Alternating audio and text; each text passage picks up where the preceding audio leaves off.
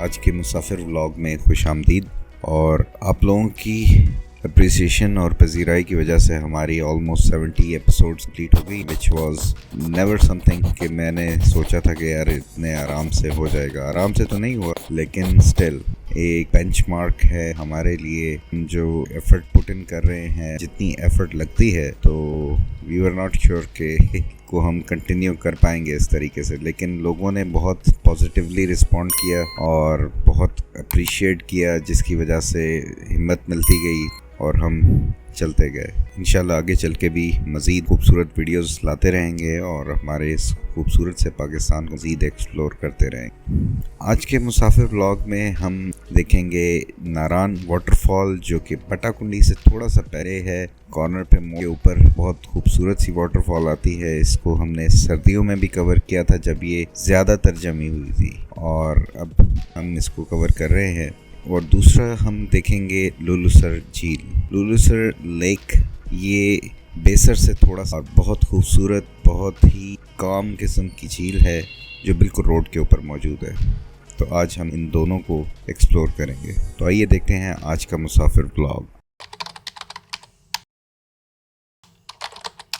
पहले आपको करंट जो वाटरफॉल है नारान की या बटाकुंडी की, वो दिखाने से पहले आज से कुछ महीने पहले सर्दियों में जब हमने इसी वाटरफॉल का विज़िट किया था और ये जमी हुई थी, तो उसकी थोड़ी सी फुटेज जो है वो आपसे शेयर करता हूँ। तो just to give you an idea कि सर्दियों में कैसी लगती थी ये वाटरफॉल। एक इसमें भी एक अजीब सा वो फीलिंग होती है, मज़ेदार सी, जब आप एक रास्ते से गुज़रते हैं और एक डिफरेंट टाइम ऑफ ईयर में गुज़रे होते हैं, डिफरेंट सिचुएशन में गुज़रे होते हैं, और आप दोबारा गुज़रते हैं वहीं से और वो टोटली डिफरेंट होती है। तो वो भी एक अलग ही उसका मज़ा है।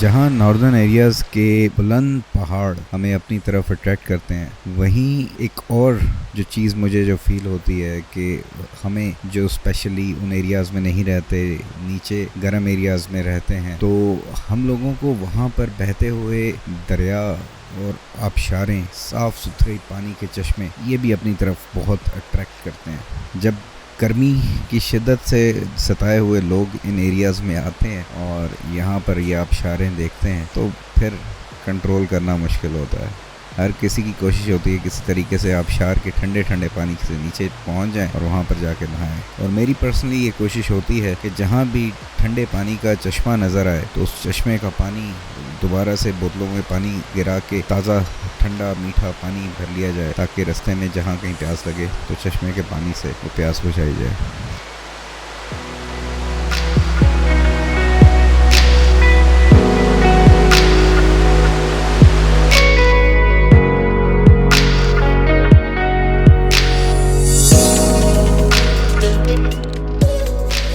वीडियोस बनाते बनाते जा रहे थे और ओरिजिनली हमारा ये प्लान था कि हम बाबूसर को क्रॉस कर जाएं आज के दिन में, लेकिन इन ज़बरदस्त किस्म की लोकेशंस को, इन खूबसूरत किस्म के नज़ारों को भी छोड़ के, डॉक्यूमेंट किए बगैर, इनकी वीडियो बनाए बगैर आगे बढ़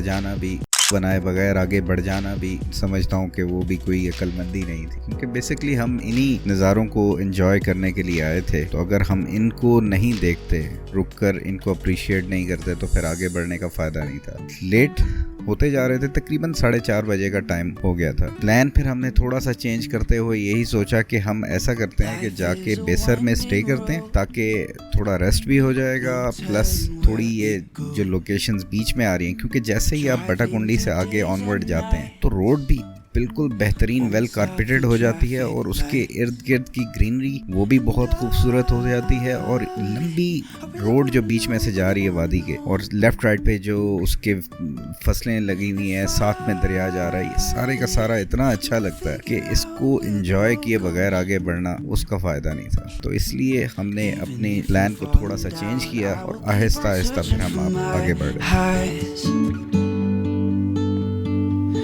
Say I lost my mind, I will keep on holding my head, keep on holding my head, even if the sky is falling down.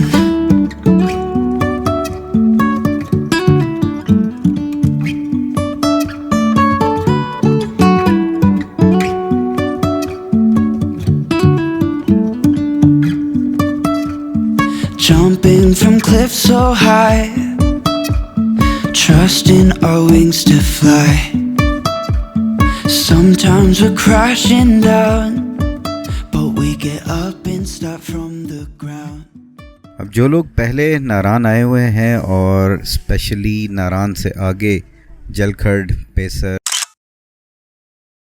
Babusar तक गए हैं, तो उनको आइडिया है कि जलखड़ के बाद एक राइट साइड पे दरिया के पास इतना लश ग्रीन किस्म का पैच आता है कि वो आपको अपनी तरफ खींच लेता है। आप वहाँ पर रुके बगैर आगे जाते नहीं हैं। तो मैं जितनी बार भी यहाँ से गुजरता हूँ इसको मैं ज़रूर देखता हूँ और रुक के इसको एंजॉय करता हूँ। तो फॉर्चुनेटली इस दफ़ा मैं ड्रोन उड़ा रहा था और ये पैच आया और इसको मैंने करीब से नीचे से जाके ज़्यादा डिटेल में कैप्चर करने की कोशिश की। वैसे मैं जब भी कभी जाता था तो पिक्चर्स मैं ज़रूर लेता था इस छोटी सी एरिया की, लेकिन इस दफ़ा ये फॉर्चुनेट था कि यहाँ पर मैं ड्रोन उड़ा रहा था और नीचे करीब इसके मैं जा सका और वहाँ पर जो मवेशी, जो जानवर ग्रेजिंग कर रहे थे, खाना शाना का चारा वगैरह खा रहे थे अपना, तो उनको सारों को मैं देख सका करीब से। और यही फुटेज मैं आपसे भी शेयर करता हूँ। आई एम श्योर आप भी इंजॉय करेंगे।